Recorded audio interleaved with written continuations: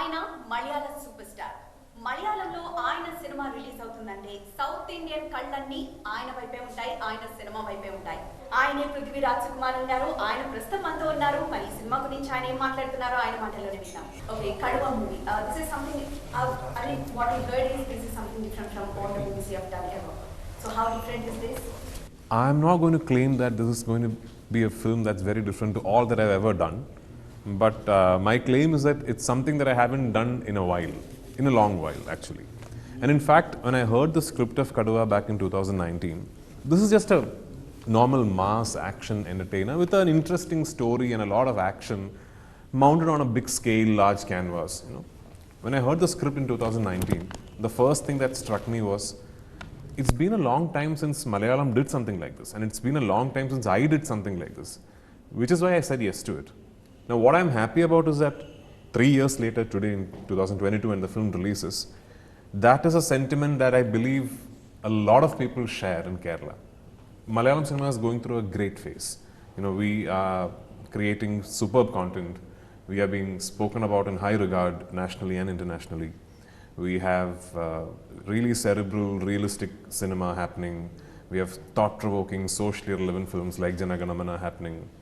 But I just think that one genre that we somehow let fade away is this, you know, the action, massy entertainers. I know a lot of people think that today if you want to see an action entertainer, you have to wait for another language film to release in Kerala, which is not something I enjoy as a film lover when I hear that. This was my biggest motivation towards doing Kaduva and towards producing Kaduva.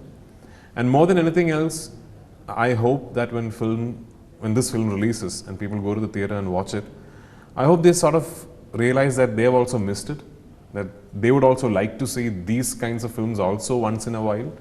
And Kaduva sort of, you know, reawakens a genre that's been sleeping in Malayalam.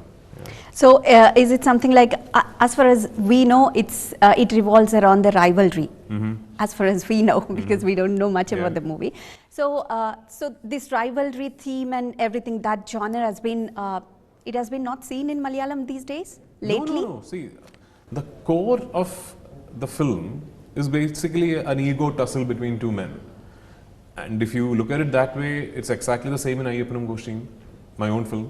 It's exactly the same in Driving License, again my own film. So I keep joking that this sort of completes the trilogy of male ego, you know, in my filmography as an actor.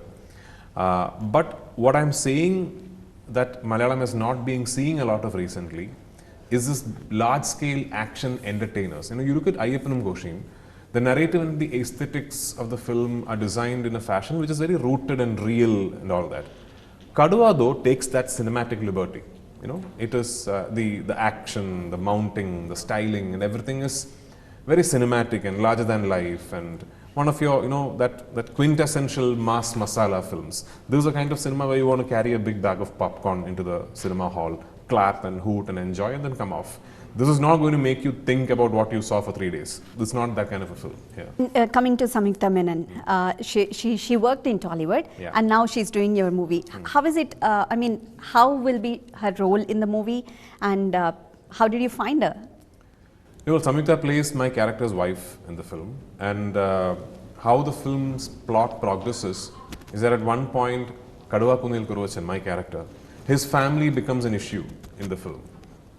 Which is where her character Elsa then becomes significant, and yeah, she has a reasonably big role in the film.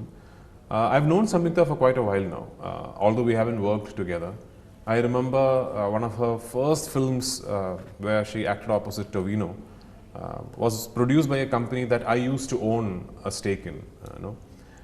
So then when I launched my own production house, I still used to speak to them and guide them regarding how films should be done and all that. So the producer of that film, Mr. Shaji Naresh, I remember, had sent me photos of Samyukta and saying, this is the girl we are thinking of casting. What is your opinion? So I've seen her from that time. And then she's done a lot of Malayalam cinema. She's made a name for herself. When we mounted this film, we wanted somebody who fit the bill look-wise and who could, you know, who could perform, who could speak Malayalam well. And Samyukta's done a great job. And now I believe she's very busy in Telugu. She started off with a remake of my own film, Ayappanam Goshin. And I think now she's working with Dhanush and she's doing some other films in Telugu. She's very busy. She's a very ambitious girl and she's a very hardworking actor. I'm glad I got to work with her. Yeah. Right. And whenever we see a Bollywood actor in a movie, we just go like, is it like a pan-Indian movie? And we get to see Vivek Oberoi all of a sudden, not all of a sudden, I mean to say, recently. So is it like you want to go into Bollywood too? It's very funny, isn't it? Because the whole pan-India coinage came into existence with your own Bahubali, which didn't have a Bollywood actor in it. You know? So it's very strange that you sort of link pan-Indianness to having Bollywood cast in your film. And that is not how it should be, I feel. Vivek is a very good friend of mine because we worked together in Lucifer, my debut directorial.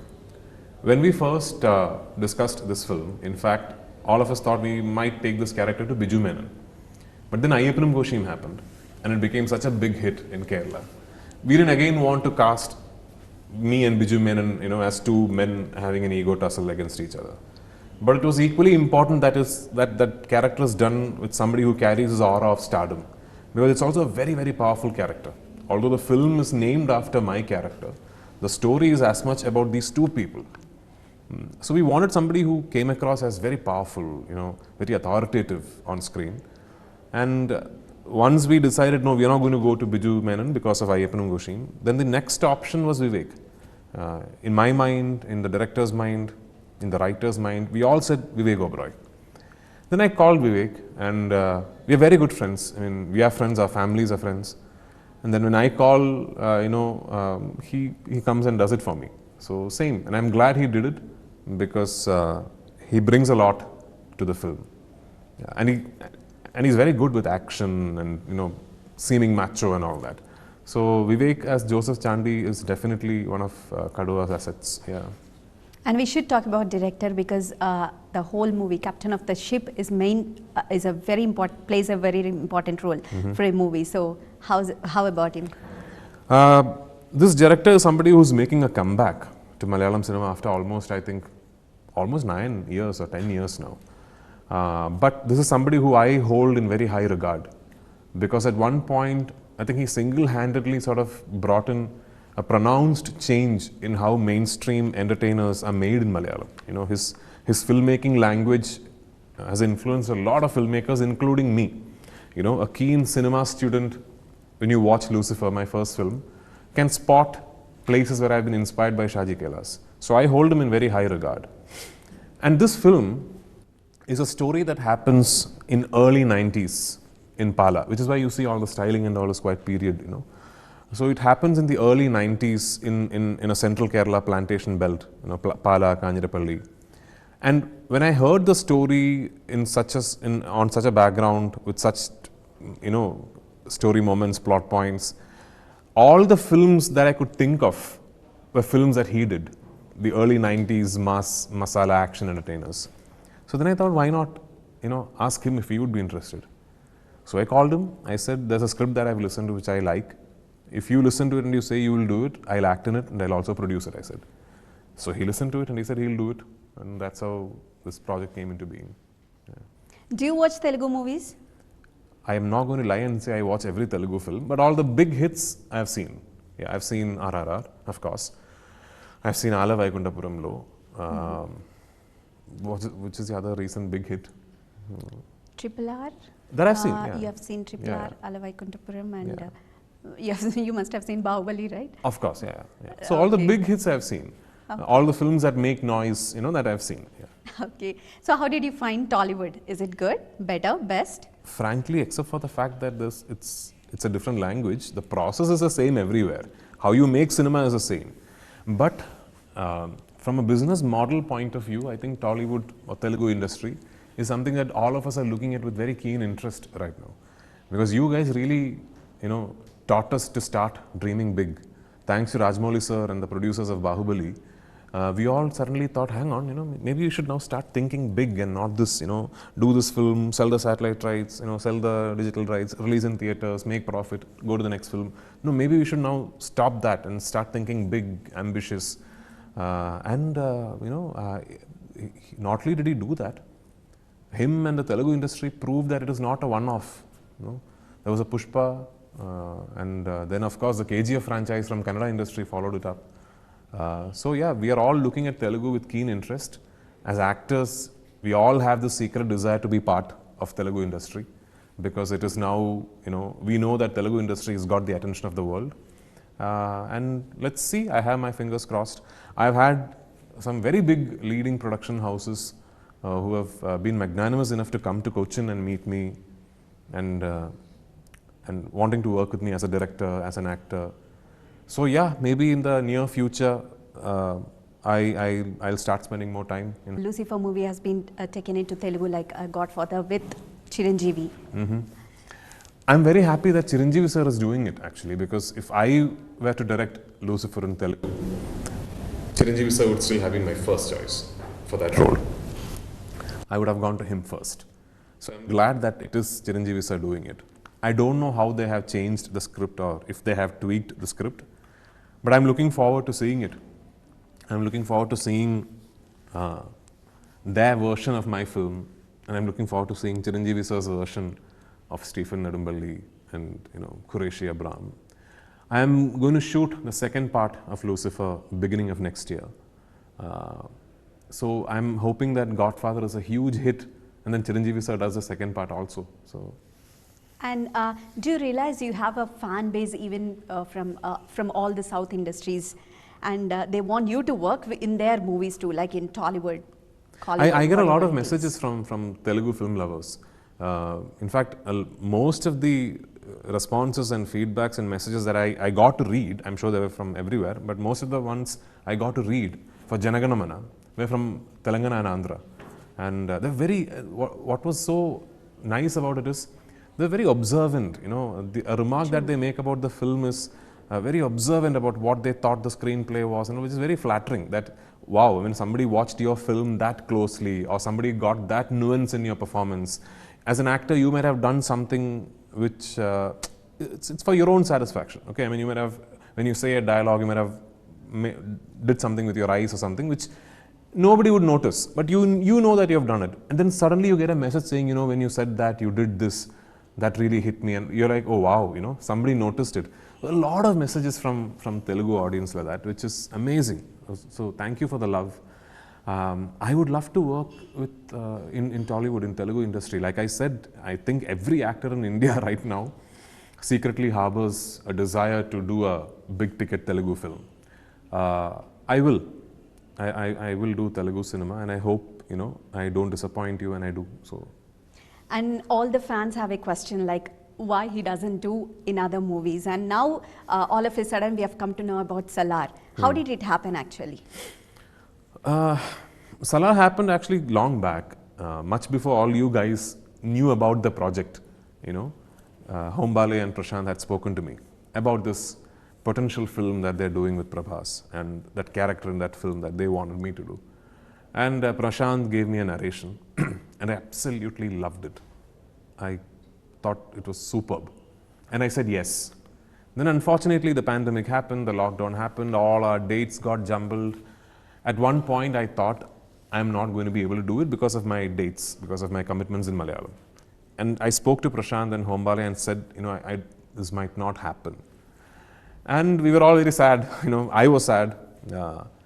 Then again, because of Prabhas's commitments and he had to finish a couple of films and all that, the dates got jumbled up again, and then suddenly we are like, oh, hang on, maybe this will work. Maybe I can finish that film and then come here, and then maybe Prabhas can finish that and come here, and maybe it will work.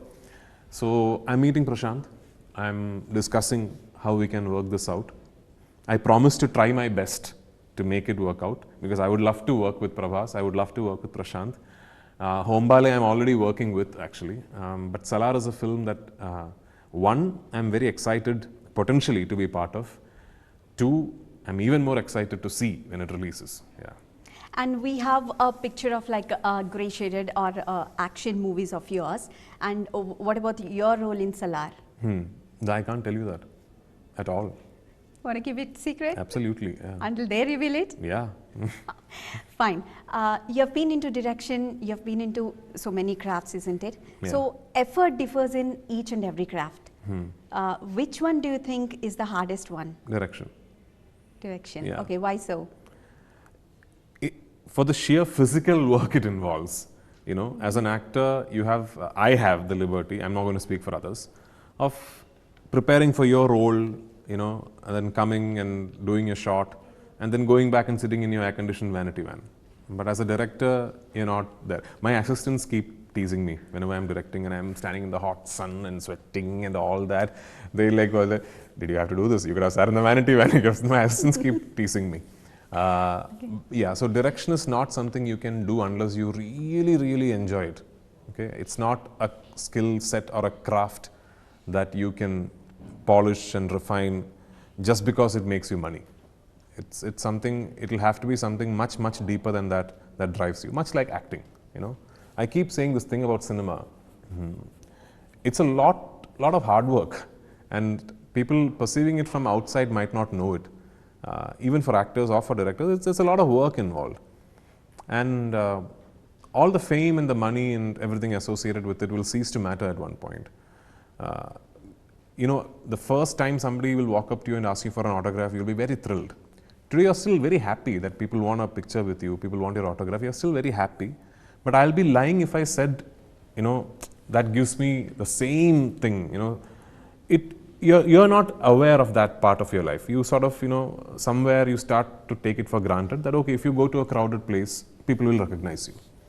The money, it's a funny bit actually about the money, because after a point, the money actually ceases to matter, because I'll tell you why. You have a nice car, you have a comfortable house. If you make more money, maybe you'll have a nicer car and a bigger house. The fact is, the nicer car and the bigger house is not going to change your life. You're still living the same life. So the truth of the matter is, the money will also cease to matter after a point. So then what keeps you driving? What wakes you up from bed at 5 a.m. every morning, and what takes you to the gym, and what makes you work out, what makes you watch your diet, what makes you learn your lines, what makes you, you know, do all that tough action sequences. And this is not a 9-to-5 job. You know, you'll have long days, you'll have long weeks, you might be working around the clock for an entire year. There you really need to have something deep inside you that keeps burning, or else you're going to get caught out, you know. Which is why I keep saying, you look at people like Chiranjeevi sir, Rajini sir, Kamal sir, Mammootty sir, Mohanlal sir, that they could do this across decades, you know, is something that they deserve all the respect that they're getting. Yeah. True. That's wonderful. Maybe that's the thing. People made you a superstar. Fine. You being a superstar, what's that exact point which, like, you made a niche in Malayalam industry, right? So what's the point that will grab your attention when someone narrates a story? So I make it a point to try and never listen to a story as an actor or as a director or as a producer. I know when someone comes and narrates a script to me, it's usually for me to act in, or for me to produce, or for me to direct. But I try and listen to it as somebody who wants to see the film, as an audience. You know, as an audience, I try and listen to it as somebody who wants to see the film on screen. And only if it appeals to the viewer in me do I then think of doing it. Because a fantastic role in a not so great film could still appeal to an actor. A not so great film that you know will make a lot of money could appeal to a producer. You know, an okay script where you can really showcase your filmmaking finesse may appeal to a director. But for it to appeal to a viewer, it will genuinely have to be an engaging piece of cinema. So I think it's very important that you listen to it as a viewer and then make a call. So what a viewer has to keep in his mind when he comes to a Kaduva movie? First and foremost, if you look at my filmography, you will know that I do very different kinds of cinema. Okay. True. So I did a Janagana Mana. Before Janagana Mana was a Bro Daddy. And after Janagana Mana is a Kaduva. So by now, I shouldn't have to tell you, with my films, don't go in with the expectation what the previous film has given you. So don't go in expecting a Janagana Mana. Don't go in thinking this is also a film that is going to tell you something so socially relevant that it will leave you thinking about it for days. No, this is just a mass masala action entertainer. So go in with that mindset. You know, you're walking in just to have fun. That I think this film will serve. You will get to see great action. You'll get to see some super moments between actors, like very nice drama points. And it's a film that I miss, like I said, more than anything else as a film viewer. It's a type of cinema that I miss in Malayalam. So I hope when you see the film, you'll also realize that it's been a while since you saw something like this in Malayalam, and that you enjoy watching cinema like this. So that's what I hope for. Is it something like Prithviraj has an eagle eye view of fetching a good story or a good platform? I only select from scripts and stories that find their way to me, I don't have an agency who I have hired to look out for scripts. People call me and say they want to tell a script. I listen to a script, and if I like it, I do it. If I don't like it, I don't do it. And I don't operate with a manager or managers who will select scripts and bring to me. I don't operate like that. So yeah, there is no method to how I find scripts. That's wonderful talking to you, Prithviraj. All the best. Thank you. All the Thank you best so for your much. future projects too.